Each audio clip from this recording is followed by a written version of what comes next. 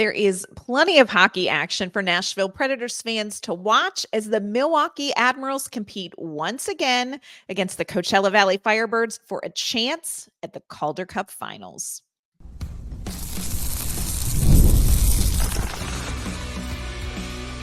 You're Locked On Predators, your daily podcast on the Nashville Predators, part of the Locked On Podcast Network, your team every day. Welcome to the Locked On Predators podcast, and thank you for making us your first listen of the day. We are your free daily Nashville Predators podcast, part of the Locked On Podcast Network, your team every day. Want to kick off this Monday episode with a shout out to our Locked On Pred heads. Those are our everyday listeners who tune in each and every Monday through Friday to talk Nashville Predators hockey with us. We appreciate your support, and we love that we get to spend just a little bit of your day with you. I'm Ann Kimmel. I am a writer at Penalty Box Radio. I am usually joined by my partner in crime and co-host Emma Lingen, but on today's show, we are bringing you an AHL Squadcast with great friend of the show, Erica L. Ayala. She is the host of the Locked On Kraken podcast.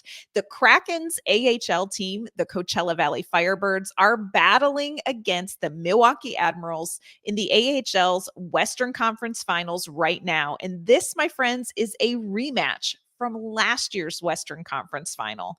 Eric and I are going to talk about these two AHL teams. We're going to tell you what is new with each of them from last season's Western Conference Finals. We're also going to share with you some players to watch.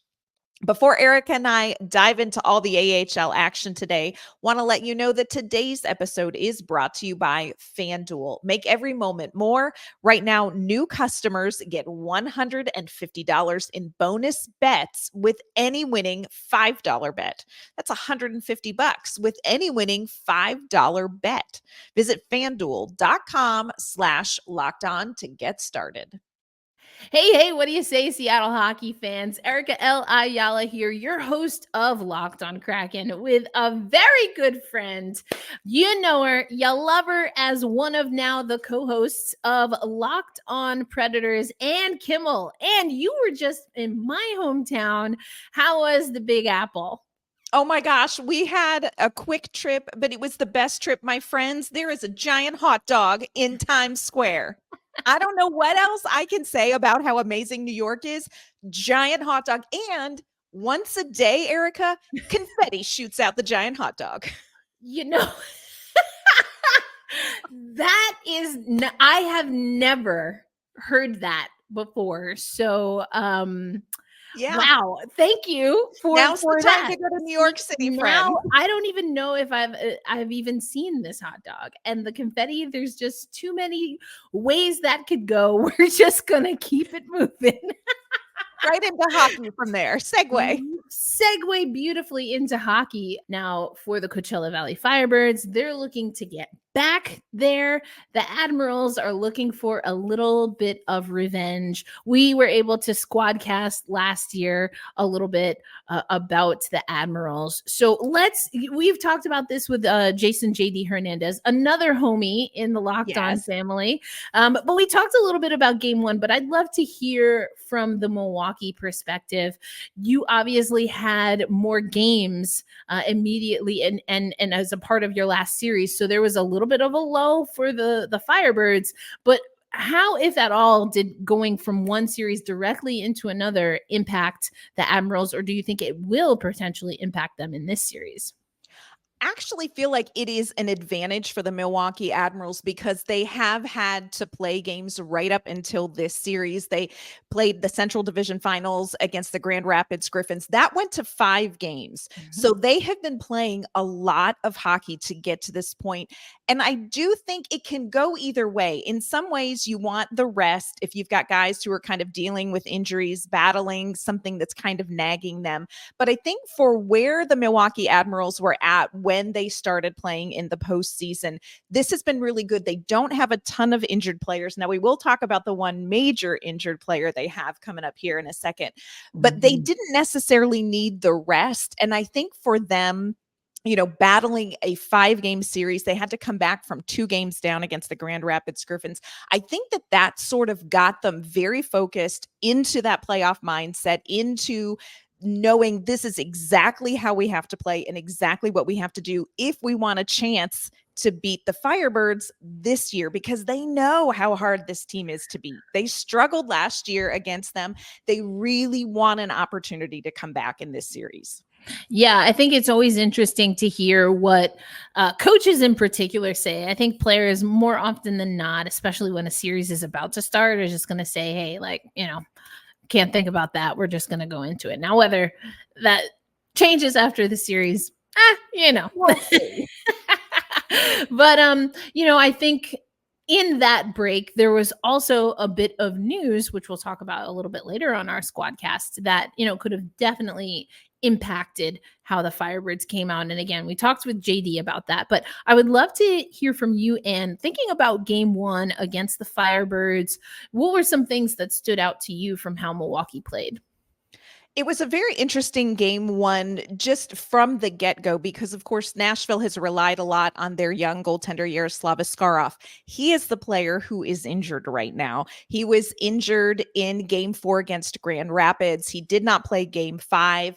And Troy Grosnick, who is a veteran goaltender, he has played game 5 against Grand Rapids. Of course, he got the start in game 1 against Coachella Valley as well.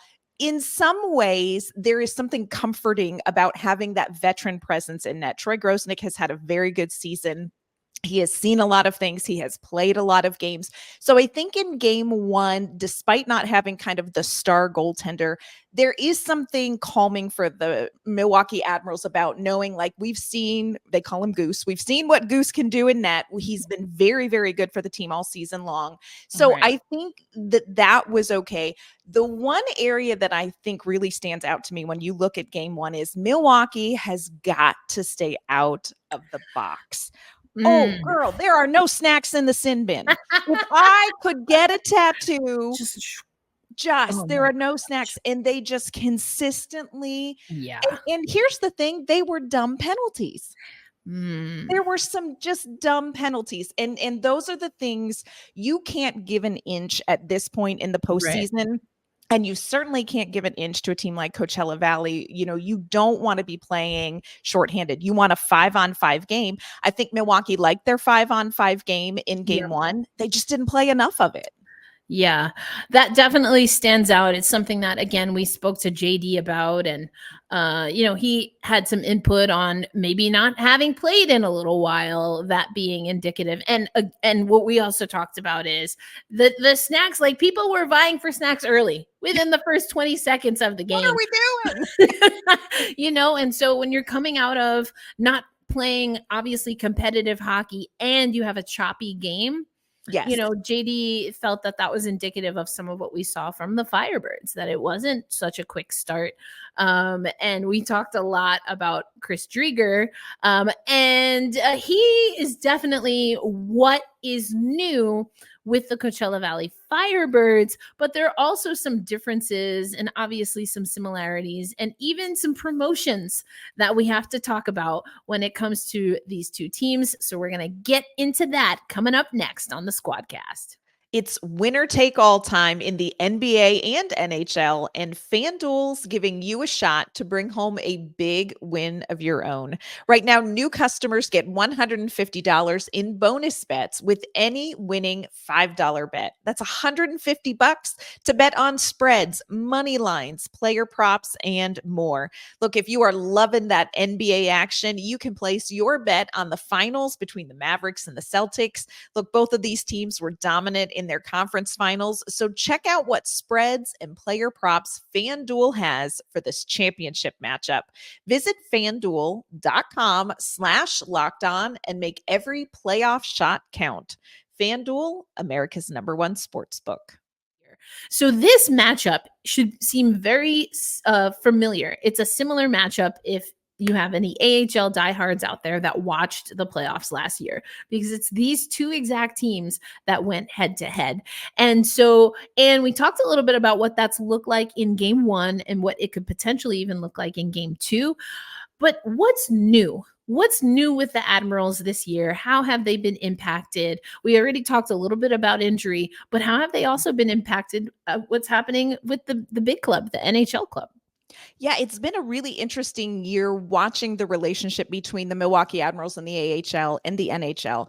The Nashville Predators are in what new general manager Barry Trotz said in his first season was a youth movement. They want to get younger and faster. So what that meant, we thought, was that so many of these young talent in Milwaukee were going to get a long chance in Nashville with the Predators. Some of them started out with Nashville, but didn't finish the season there. And that's been a really big storyline in Nashville and for the Milwaukee Admirals. We have players like Juuso Parssinen, Phil Tomasino. Both of them were on the roster out of training camp, but eventually found their way back to the AHL because head coach Andrew Brunette wanted them to get some more experience. He wanted to give them more ice time. They just weren't earning the ice time that he felt like they needed to really grow their game to get to a point where they could be consistent contributors in the NHL. So it's been a very interesting season in Milwaukee and in Nashville, watching these players try to figure out where they're at in their kind of professional trajectory. It's worked out well, I think, in Milwaukee, especially now this postseason. Like you mentioned, you've got a Milwaukee Admirals team that's been in the Western Conference Finals last season. So they've got that experience under their belt, but they also have these players who have had some NHL time and who are really, they've been personally challenged to elevate their game. And I think some of that is going to spill over into what you see in this postseason with some individual players like Phil Tomasino, like Juuso Parssinen. And I think Kraken and Firebirds fans can completely understand that. I think we got a lot of that with a player actually who for us has been dealing with injury, but should be back at some point for this series. And that's Shane Wright, centerman Shane Wright. Yes. We heard that a lot. You know, he did that back and forth for a really long time. And what I think was likely frustrating, certainly as a host of Locked On Kraken, is that if the plan was understood internally, it was never communicated externally. And that's not to say that you have to do that, that they're under no obligation to tell us what the development plan is for Shane Wright. And it was almost a question that the organization must at some point have known they were going to get every single night. Right.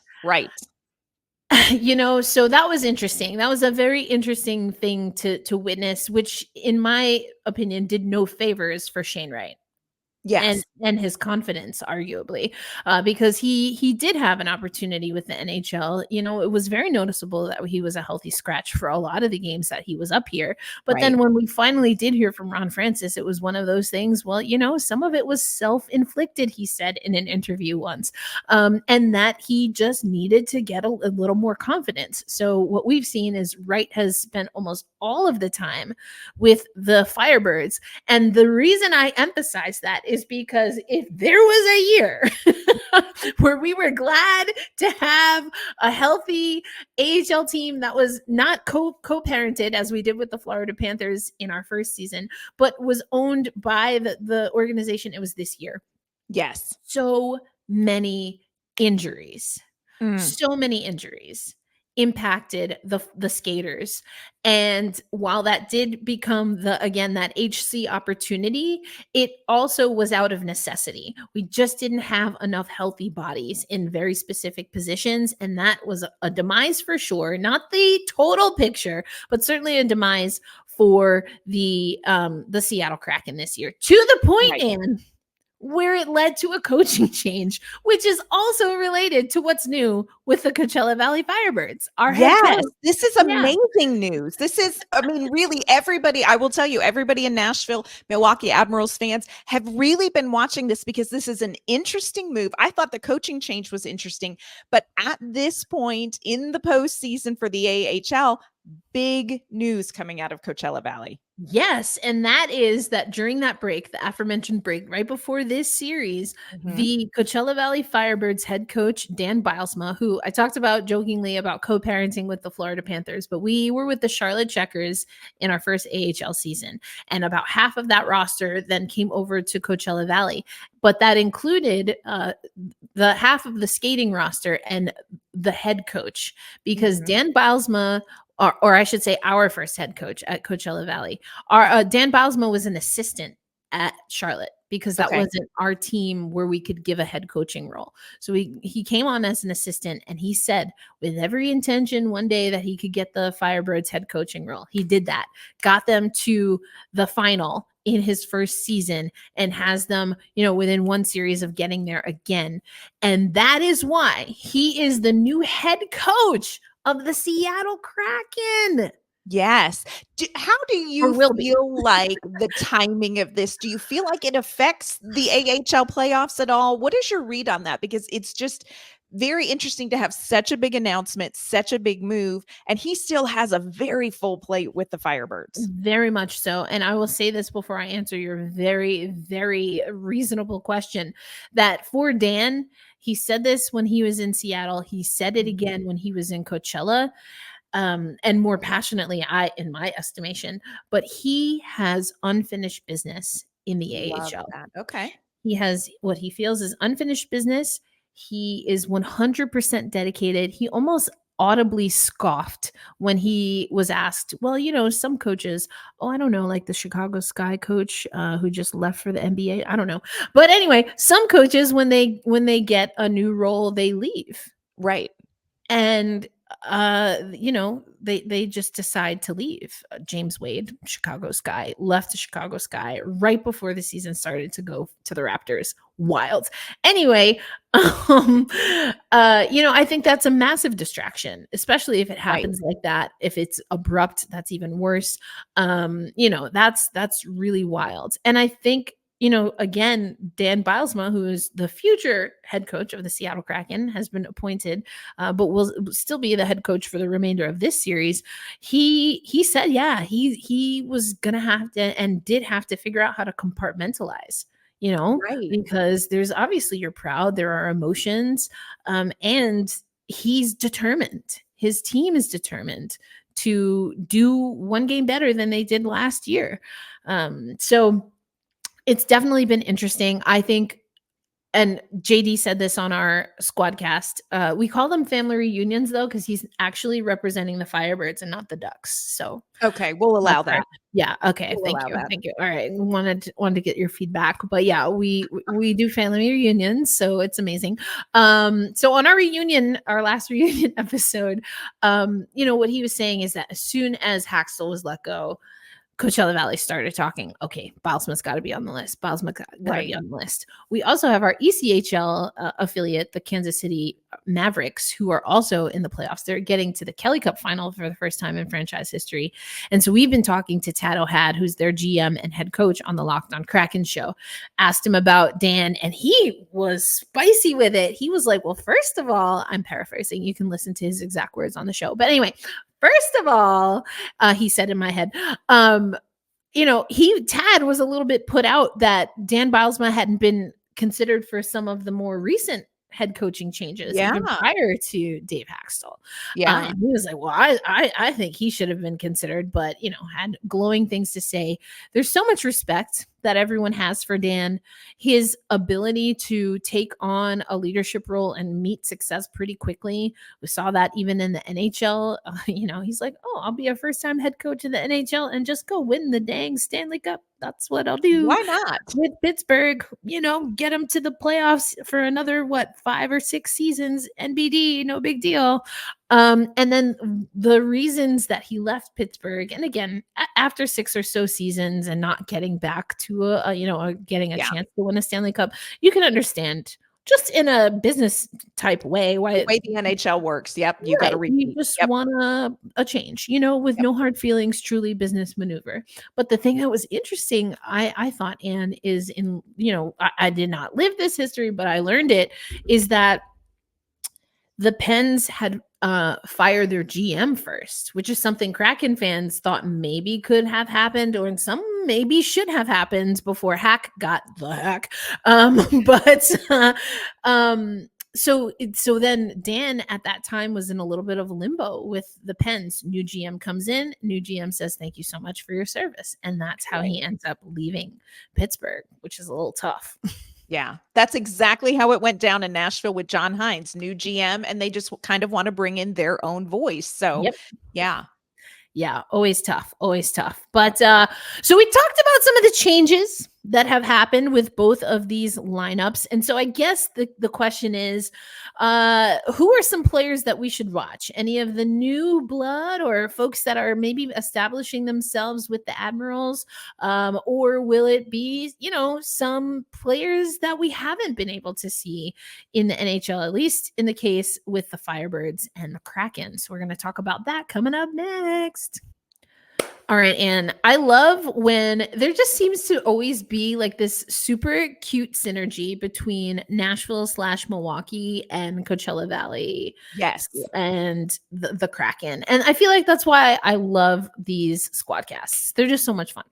They are so much fun. And I will tell you, I'm just going to say there is a sports media person in Nashville who says, I don't know why anybody watches the AHL. And I'm like, I'm telling you right now, if you want to know what's going to be coming into Nashville in the next 2 to 3 years under what has been called a reset, you've got to be paying attention and to this series. Because how the Milwaukee Admirals do in this Western Conference Final against a team like the Coachella Valley Firebirds is going to change how some of these young players play in the future. This is valuable experience for them. So I am 100% here for following these young players and seeing their development in high pressure situations like they're bound to be in this series. Yeah, totally agree. And I mean, we didn't get into this. It went a little bit more into Bylsma, but we've seen the evidence of that even in a short time with Coachella Valley and the Seattle Kraken. Ty Cartier had a breakout season at the top of the year last year, and that fueled again a strong run for the Firebirds. Joey Decord, Chris Drieger is our goalie, our top goalie right now, and that's because he was on an injury stint and was doing his final part of his rehabilitation with the AHL and our Firebirds. But by that time, Joey Decord had already established that he was the guy in net, and the Firebirds, the coaching staff, decided to rock with it. And this year, he beat out Drieger for that position, what was supposed to be behind Philip Grubauer, who then got injured. And so then Joey Decord became arguably, I would say not at all arguably, but some would say arguably our number one goalie. Right. And that it all matters. Yes. Indeed it does. And so with that said, who are some players to watch? I do want to just say, I do think Drieger is a player to watch, especially coming from a Locked On Kraken perspective. We could even go well beyond this series and to what it means if Drieger plays well or doesn't play well, for that matter, with the Firebirds, what that means for his future with the organization overall. So there's always that every time we see Drieger. But then it's also great. He's a great story because he's coming back from a serious knee injury that he got during the IHF, playoffs. And, that's always tough. You always want to see, at least I always want to see like that comeback story, So, and I think he's been solid. He's been really solid in net.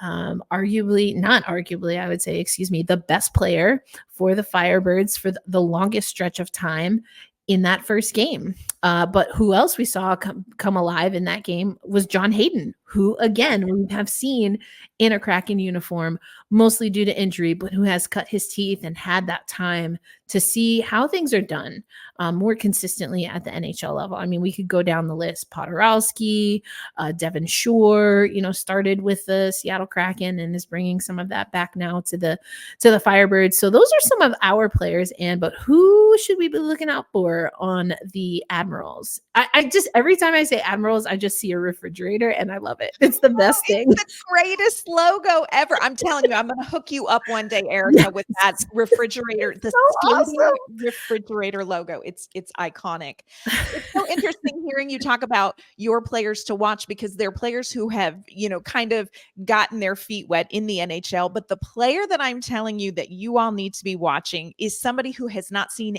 any NHL minutes yet.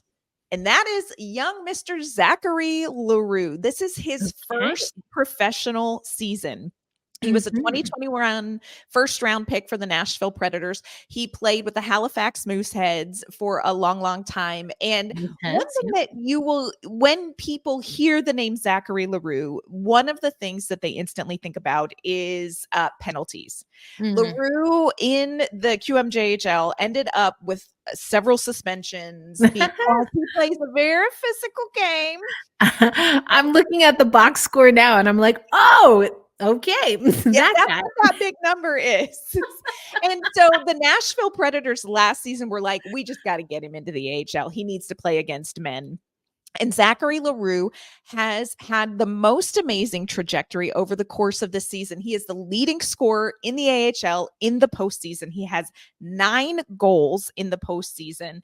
And he is somebody who has surprised a lot of people in Nashville because he's not just that physical agitator. And I worry about Leroux in the sense that he might get pigeonholed because that has been his reputation. But you see him in the postseason, and I think you will see him in this series. You will see he's got a great scoring touch. This is somebody who can play with speed. He is a playmaker, and he has had to learn how to keep his cool. In game 1, he ended up leaving the game with a 10-minute misconduct for arguing a call. That's something that Zachary Leroux cannot do. But he is going to be a difference maker for the Milwaukee Admirals. He has really been so impressive in the postseason. And rumor is Nashville's really watching this guy. Let's see what happens in training camp. He may be the next young guy that gets a shot at some NHL minutes. Another player I would say to watch is Igor Afanasyev. And this is somebody who Nashville had big plans for. His NHL time has been limited and maybe not been what fans expected necessarily from him. 2019 second round pick. He is very much beloved. He is a fan favorite. He's got a ton of charisma, but he has been very good in the playoffs, and he's played a lot with Juuso Parssinen, who is one of the players that had some time in Nashville and ended up in the AHL. So Igor Afanasyev, Juuso Parssinen, those are 2 offensive weapons to keep your eye on. And let me give you a defenseman. Oh, yes. 2 defensemen. Let me give you 2. Spencer Stastny, who I expect will be a full-time NHLer next season. Probably the best skater in the entire Nashville Predators organization, top to bottom. And then Ryan Ufko. Ryan Ufko joined the team late in the season after finishing up his collegiate season. Not necessarily a big physical presence. I like to call him fun-sized. He's a fun-sized defenseman. But he has just melted into this professional hockey seamlessly. Very smart player, very good defensively, great at kind of kicking off some offensive opportunities too. So for me, there are a couple players who could use this series to really make a name for themselves and open the door a crack to some NHL minutes as well. But again, nothing about this series is easy. It's going to take best game up and down this lineup for them to get ahead of Coachella Valley. I agree with you. I was excited that we were going to play the Admirals again because I knew that this meant that this was going to happen. On, girl. It's personal. So I knew this. I was like, oh my God, yes. And then I was like, oh, okay. Because, this was a tough series last year. So tough last season. Yep. It was really tough. Yeah, this was a tough series. And this is a different, and we both kind of talked about it, but there are differences to this team. That being said, I think that it's going to be potentially tougher or tighter in some areas. That being said, I like the tool kit that this Firebirds team has. I think that they can, and this is kind of my, the Coachella Valley Firebirds will win if they can keep things on their side, stay with 5 men out, 5 skaters out. You really do not want to be on the PK. They've been able to be fine, even better than they were in the regular season on special teams overall, but especially like looking at the penalty kill, which they've had to use a decent amount. But I think if, again, at least some of that goes to goaltending, I really want to see them just continue to focus on the composure and poise. I think this is a team that is a little bit more well-balanced at times, although even Chris Drieger joked about after the game. He's like, yeah, well, I knew if I let one in that would wake up the offense. And he's like, and he said that, and he was joking. And the part that makes it funny is because he was also serious and saying, yeah, unfortunately, I was right. Yeah. Because there's still a little bit of an immaturity. That's how I categorized it last year. Mm-hmm. I think there's less of that, and it's just, hey, you have to put in the work to be focused for, a full 60 and then some, depending on how the game goes. That's hard work that not a lot of people talk about. You'd think it would be easy, but it's not always. No. Depending on if the bounces aren't going your way, if there's a fatigue, if, their emotions are running high. And so I think being able to stay fluid so that they can go back to that muscle memory, you're not having to think about everything. You're not like, okay, or like a John Hayden, like, okay, am I on the PK now? Am I on the PP now? What am I doing here? Are we at even strength? Like there's just so many other things that when you have a choppy game, yes, like game one was, it just becomes a little tough. So that's what I would like to see. What's your key? The Admirals take game 2 if? The Admirals are going to take game 2 if they can keep it to a 5-on-5 game. They came out in their post-game interviews and they talked about the fact that they felt really good about that game. And I think they should feel good about that game. And I think game 1 made them feel like we are as good a team. Interesting. Yeah. We are as good a team. We made some dumb mistakes, but if we clean up those mistakes, we like our game. So I think 5-on-5 game is going to be huge. The other X factor in this series is, will Yaroslav Askarov return in net? And there is no indication one way or the other so far from Carl Taylor, whether he will or not. Again, injured in game 4 against Grand Rapids. Have not heard, but I don't know that is an outcome that will change the series, because I think this team trusts Troy Grosnick in net. That's interesting. So it will be interesting to watch and see whether Askarov comes back in. If not, I don't know that the Admirals feel like they're at a disadvantage, but they do want to keep it 5-on-5. That's so interesting, because you made me think again back to Shane Wright, who again is expected at some point in this series. We did not see him in game 1. And so could maybe be in game 2. And the reason that I think that matters is because I love that we're both talking about the same thing, in that, we know that both of these teams are playing differently. And to your point that the Admirals absolutely can take this game. So it's going to take a different counter move than just the physical game that we saw last season, arguably, to beat this Admiral squad. And honestly, that's the evolution of the Firebirds as well. And so to that end, I think the way that this Firebirds team plays, it does show off Shane Wright a little bit more, how they played this year, this season, because he is a skilled centerman. He can definitely go get the puck, but I think his bread and butter, and he might not always be a centerman because he has such a knack for the net. He can find the puck very, very well. And we've seen that time after time for the Firebirds, that he's been able to come up, whether it's, picking up garbage time goal in the front of the net, just because he's trailing as that centerman, right? Because he's just hunting the puck always, whether it's making a good play behind the net to, reset the offense. I mean, there are just so many things that Shane Wright has been able to do. And it's, again, he grows with this very young AHL team. This is only the second year of the Firebirds, and for some of these players, 3 years as affiliated to the Seattle Kraken. But this is still very new, which is why it's definitely bittersweet. It's bittersweet for Firebirds fans for sure to have Dan Bylsma moving on. But I think that's also the sweet part of that is why there's excitement in Seattle, because I think that Bylsma coming and maybe one or more of his assistants. I mean, Jessica Campbell's at the top of my list. I'm just saying. Let's go. We can talk about that in the offseason. We'll see what happens. but one or more of his assistants is going to come with him. And this is, I loved that Dan in particular was described as someone who he will have fun. I mean, his nickname is Disco Dan. So there you go. I'm one day I'm going to get him on the record and tell that story to me. But I want to know the real story from Dan himself.